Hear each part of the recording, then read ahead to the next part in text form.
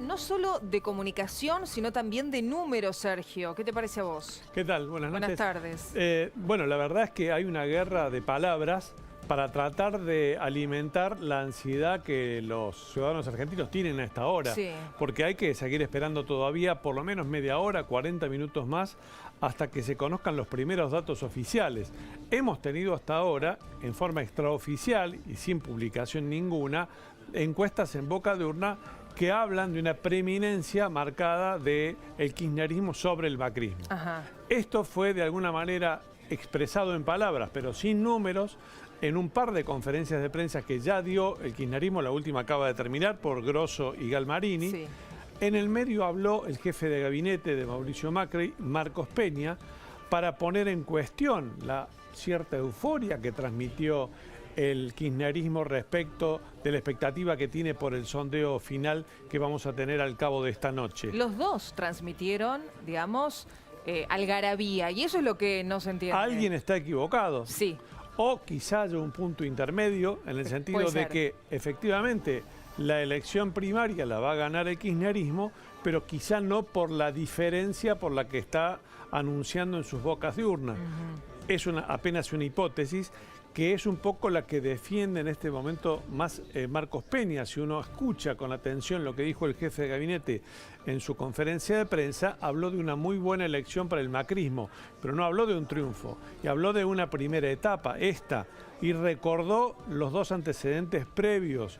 Sí. Siempre son previos los antecedentes. Sí, antecedentes de las PASO del 2015 y de las PASO del 2017, en la que el macrismo perdió frente al kirchnerismo para luego recuperar el resultado en la primaria, en la elección, en la primera vuelta del 2015, para luego ganar en Balotas y en la elección definitiva del 2017. Pero eso es interesante lo que vos decís, Sergio, porque hay que ver, más allá de qué porcentaje tenga cada uno, cuál es ese porcentaje, ¿no? Si le puede permitir pensar en quizá ni siquiera pasar por un balotaje. Acá hubo dos situaciones, o tres.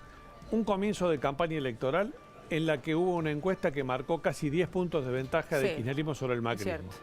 Luego hubo una recuperación y un repunte por parte del macrismo sobre el kirchnerismo. Y en ese momento, en el plano intermedio, vamos a llegar al tercer lugar, al tercer punto, se habló de 5 puntos, como una ventaja suficiente como para que el derrotado, en este caso el hipotético derrotado que podría ser el macrismo, pudiera revertir la situación en la primera vuelta de octubre.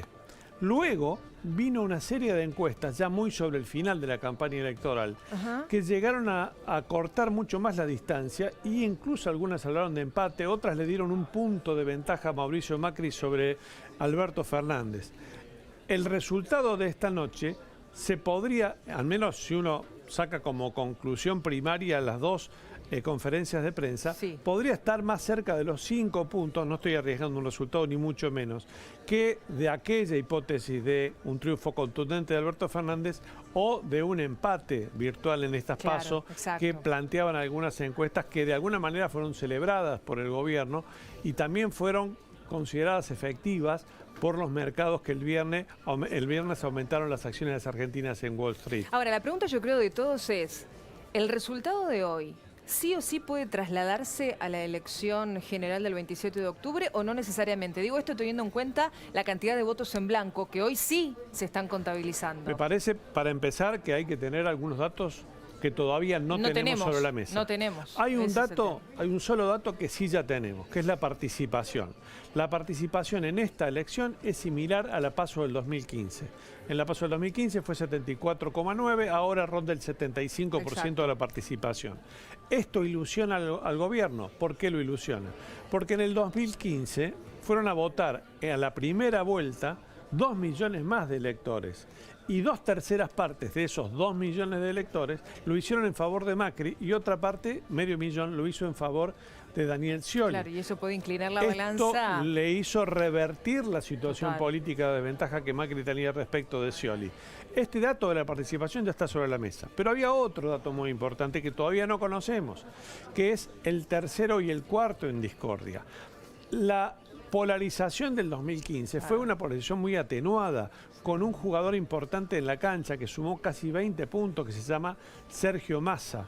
Ahora, Roberto Lavagna más José Luis Esper, ¿llegarán al 10%? Esto es la mitad de los votos que sacó Sergio Massa en el 2015. Bueno, son preguntas que nos hemos hecho a lo largo de toda la campaña electoral. No, y que todavía nos estamos haciendo hasta ahora. Sí, es lo que hablábamos incluso antes, digo, pero más allá de los votos que saquen ellos, también hay que ver la gente que hoy decide ponerle su voto a Espert o a Lavagna, ¿qué decide hacer en octubre? Lo escuchábamos a Rosendo Fraga la semana pasada analizando aquí en la pantalla de La Nación Más, él diciendo yo creo que Lavagna no va a ser una elección tan buena como muchos esperan. Y alguna cosa más, una ventaja suficiente de Alberto Fernández sobre Mauricio Macri podría detonar intenciones de acuerdos políticos con Roberto Lavagna y con Esper, sobre todo con Lavagna a dos puntas.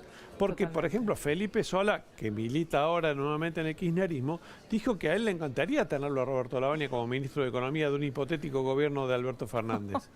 Para sumar confusión. Y tampoco habría que descartar que el gobierno vaya, no solo por los votos, sino por un acuerdo, digamos, interpartidario con el lavañismo. Tampoco es una hipótesis que uno pueda descartar. Sí, esto es la idea de que el gobierno también acentúe la convicción de que no habrá segunda vuelta y que habrá finalmente una primera vuelta definitiva el 27 de octubre. Sobre todo si Alberto Fernández esta noche, a propósito de una alta polarización, aunque la diferencia no sea tan extraordinaria como plantea el propio kirchnerismo, sube arriba del 40% ya en estas PASO.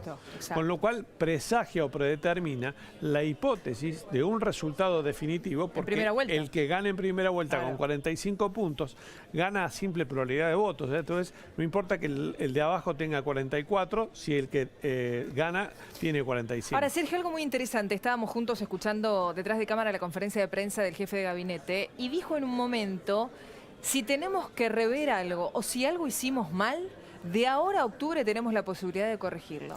Sí. ¿Hay tiempo? Bueno, digamos, estamos haciendo cálculos casi matemáticos más que políticos, con números todavía que no tenemos en la mano. Hay factores de la realidad absolutamente imponderables que juegan y mucho en elecciones tan reñidas y tan polarizadas. Falta bastante tiempo para octubre. ¿Cuál era la expectativa del gobierno? Una recuperación de la economía que le permitiera, sobre esa cierta recuperación, indicios de recuperación, llamémosle, acentuar o asentar una expectativa de recuperación económica. La idea de que ya lo peor está pasando o ha pasado y que ahora viene una recuperación de la economía y una mejora de los indicadores sociales, salariales, económicos, de productividad, etcétera. Bueno, hay que ver si eso efectivamente ocurre, porque los últimos números no hablan precisamente de la economía, me refiero, no hablan precisamente de una recuperación muy manifiesta de la actividad económica como para plantear esa expectativa. Hay que ver si los protagonistas de la campaña cometen aciertos o cometen errores. Hay un montón de factores que están por encima de la matemática de esta noche, salvo que la matemática de esta noche imponga números muy categóricos. Y eso ya obligaría a repensar la estrategia y también la táctica de los dos grandes protagonistas que están jugando su pellejo político por anticipado en esta elección. Gracias, Sergio. Gracias a vos. Como siempre, vamos a seguir el minuto a minuto y todo el análisis. Recién el jefe de gabinete, Marcos Peña, ante una pregunta de nuestro colega en el búnker, dijo